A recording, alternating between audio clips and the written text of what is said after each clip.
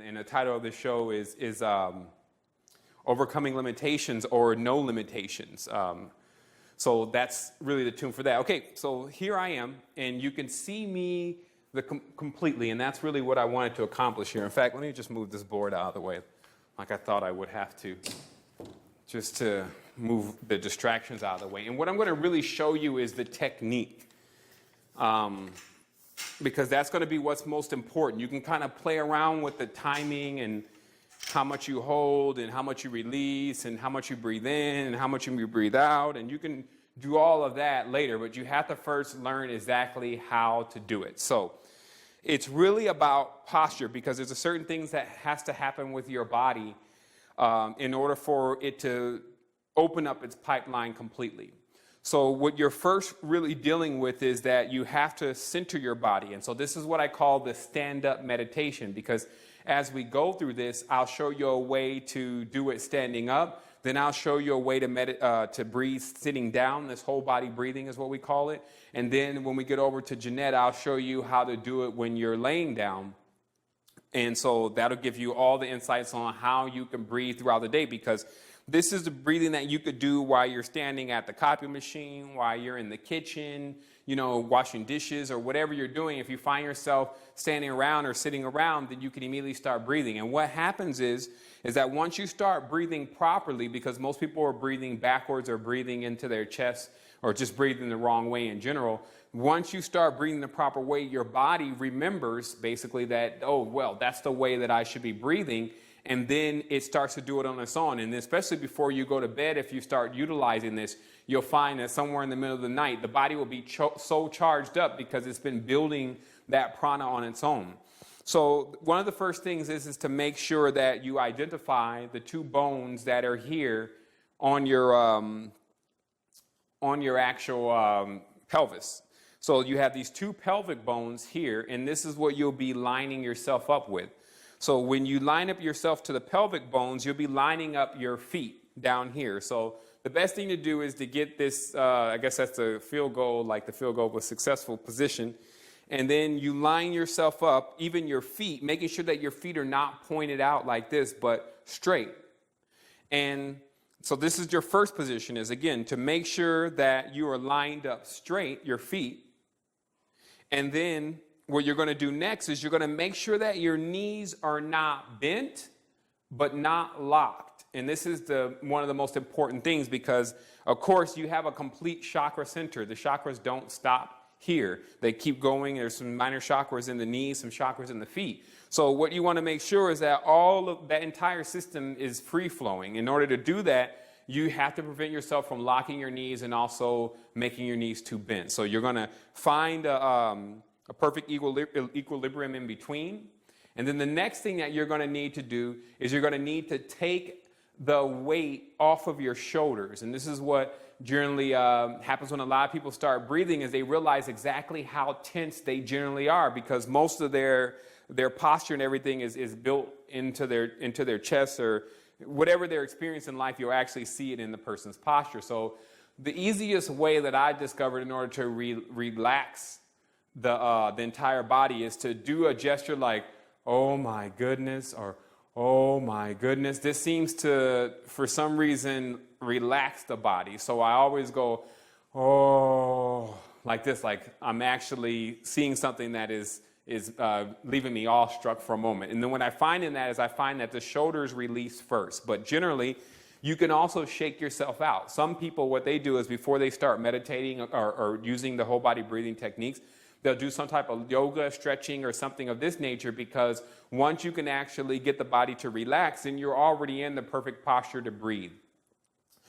The next major thing is making sure that you understand that the reason why you're actually lining your legs up straight and then slightly bent is because that inside of your, in the tail of your spine, there's an area called the coccyx. And the coccyx actually has a very small hole that is in between it. And amazingly, even though it doesn't really come out much, that you actually breathe somewhat through that hole. So the reason why you need to turn the legs, or the feet, so that they are not pointed this way or even this way, is because you want to make sure that the coccyx bone is actually open. This is the way to be able to achieve the level of energy that you're looking for in the breathing.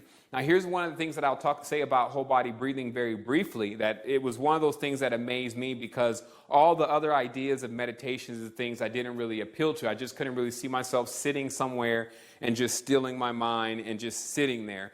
And honestly, I realized that that's not what it was about at all. In fact, if you could understand completely how to build up your current, then at a certain point you went on an adventure anyway. So meditation, to be clear, is not all the time just about sitting there and just, relaxing and trying to not think of anything. It's actually accompanied with breathing, and when you utilize this whole body breathing, it takes you into other states of consciousness, other states of self. And so the next thing you have to realize again is so we can go over it real quick, is to keep your feet straight, make sure your coccyx is open, then make sure your knees are not bent, and then now you're in the perfect posture, and of course making sure that the weight is not in your chest or in your shoulders. So now you fully relax yourself, you can shake yourself out. The next thing that you're going to need to see is exactly how to breathe, and I'm going to come a little bit closer to the camera for that, especially since, and I'm taking a look at the camera here to make sure. Okay, so there I am. Okay, so what happens here is that what we've been doing is we've been breathing incorrectly. And so in effect, what you're going to have to do is what's called reverse breathing, because obviously in the beginning you're going in the wrong direction, and we're probably going to need to reset this camera here in a moment, because as far as getting a battery in it, because it's running dead. But so what you're going to have to do here is you're going to have to understand how to, when you breathe in, the stomach comes out. Because when most people breathe in, the stomach goes in. And this is not really what's supposed to happen, because obviously if you're breathing in, then your stomach and your body is supposed to inflate with the air. But in most cases, when people breathe in, it seems as if they deflate, because they actually put all the air in the chest area.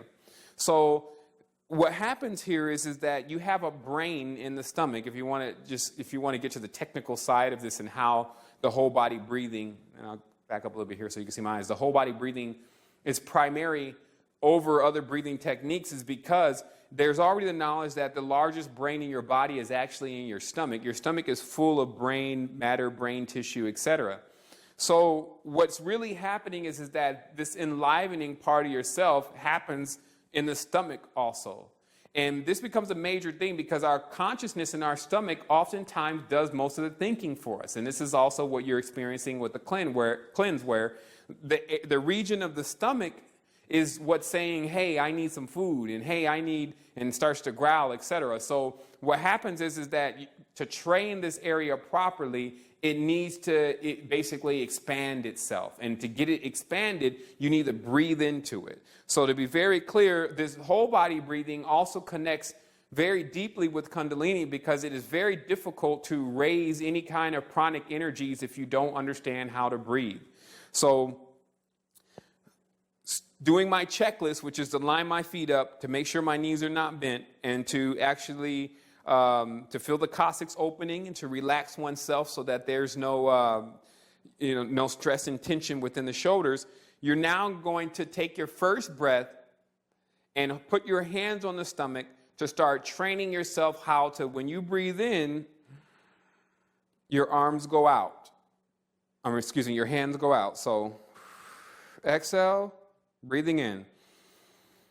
Stomach's going out. And as I said, we're not going to get into all the super technical stuff today. We're going to get really more into just the simple technique, because as you begin to play around with this, you'll see how your body begins to even feel a little woozy. And really what that is the vibration or frequency change. So this is something that you really want to do also if you know that you're starting to feel a little lightheaded. You don't want to work with the stand-up version first, because it is possible for you to lose consciousness while practicing breathing techniques. In fact, in the higher levels of the breathing techniques, you'll find that you're riding a wave of basically staying conscious, but not becoming so conscious to where you become body identified. So that is actually the space that you're looking for. So again, just to be clear, when you're taking your breath through the nose, your stomach goes out. Now, my teacher personally instructed me that in the beginning of this, you want to take breaths through your mouth at first. And they said to take the breath, but with no noise. I'm doing that so you can hear me, with no noise. So it's, when you make as least amount of noise as possible, you're actually providing the least amount of restriction as possible. So the next thing is that now that you're understanding this breathing where you have to breathe in, hand inflates, you breathe out, hand deflates. Now you pretty much have the idea of what the breathing is going to entail. And believe me, with that alone and a couple more pointers that I'm going to show you, you'll be able to do expansive things with the breathing. Another one of the pointers is that if you have a helpmate, that you can have them tap on the base of your spine like this. And people saw that in the last whole body video. But tapping on the base of the spine in the coccyx area, having someone do that, especially with two hands, gets that energy and fluid moving. In addition to that, once you start to realize how to at least make your hands go out when you breathe in, the next thing that you're going to realize, one, is that, of course, that your body doesn't take in much air. And that is actually going to expand as you begin to expand the areas that really haven't been getting air. And that's why it's called whole body breathing. One of those main areas is actually in the diaphragm of the back. That there's actually 3 pockets in the back that when you breathe in, those pockets blow up. And that causes you to not only hold more air, it also allows you to enter other states of consciousness. There's something about the body and how many different regions can receive air and the effects that causes on you. General rule of thumb here is that as you begin to breathe, your body will begin to oxygenate. So what you'll notice is that when you take a deep breath in sometimes and you hold it for a moment, especially if you're doing time breathing, then you'll find that there's really no need to breathe. And this is what happens once you start reaching some of the amplified states of the meditation and breathing, is that you'll actually start to feel like you can hold that breath forever. And what's actually happening is because the body is so oxygenated, it won't really send the signal that, hey, you need breath, because you really don't. But they do talk about being very careful, because what happens with the Kundalini is that when you don't take a breath, it is, as a living energy, then able to go up. It will go up the spine to look for breath. So this is also what happens in controlled breathing, is that you want to make sure that you're getting your timing done properly, so that way you don't put yourself into some distraught condition. But I have no real warnings about that per se, as far as personally, I've never experienced something that was just so far off and so dangerous that, it needed a really good disclaimer. So the next level here, and that's why I bought the chair, and let me just make sure that I zoom in on that properly. But the next level here is for us to understand how to do it while sitting down. And this is, of course, a major thing. You want to really find a hard chair. This is not an excellent example, but it's not the worst example. The worst example would be, of course, something like a sofa chair or something like this that doesn't have any support at all. But we're going to utilize this chair for now, which is just a standard dining room chair. And, okay, so we're lined up with that. The main thing I also want you to see is my feet. So let me just back that up just a little bit more. Yeah, there we go. And let me just pull this chair back just a little bit. Okay, so in the chair, it's really simple, because it's almost like what they used to tell you all the time, would sit up in the chair and make your posture straight. So what you're actually going to do is you're going to just sit up in the chair, and then you're going to align your feet. This is one of the most important things in the chair. There's really nothing more that needs to be done beside making sure that your feet are lined up, because that's going to, of course, open up your coccyx. And then you're going to just rest the arms anywhere. You can put them in a lotus position, or put them in a mudra, or do whatever you want to do, but just have them somewhere comfortable. And then you're going to start doing that breathing. Now, the reason why, obviously I've uncovered many different breathing techniques over a span of time, even the master's pose. But what happens is that obviously you're looking to ride the wave. So in the standing up breathing, you may find yourself somewhat in danger trying to ride the wave standing up until you become a breathing expert. And because you can lose consciousness, you can fall, you can hurt yourself. So originally, I looked at it as the breathing is standing up is the most powerful. It's the one that you feel the most energy while you're doing. I will make that clear. Then second to that will become breathing while sitting down. And obviously, you would just assume the position and then begin to breathe. And then your main keys are keeping your legs straight and also making sure your stomach gets inflated even though you're sitting down. And of course, now we're going to go to the lay down posture, but also realize again, the sitting down one was premium, especially in the beginning, to standing up, because especially if you have, a bed or things like that you can put around you, if you happen to ride the wave and then fall off the board, for better lack of words, then you would only just fall onto something that was there. You wouldn't lose complete control of the body. So do keep that in mind, that you want to really work with understanding what these positions are, why they're useful. Most of the time it's because of the scenario that you're in, to make sure that you can breathe all the time. So whether you're sitting down, standing up, or laying down, whether you're really tired, etc., you actually have the ability to still engage in your breathing. I'll also tell you that, especially when you're laying down and breathing, that it's good to try to do this 15 minutes before bed every day.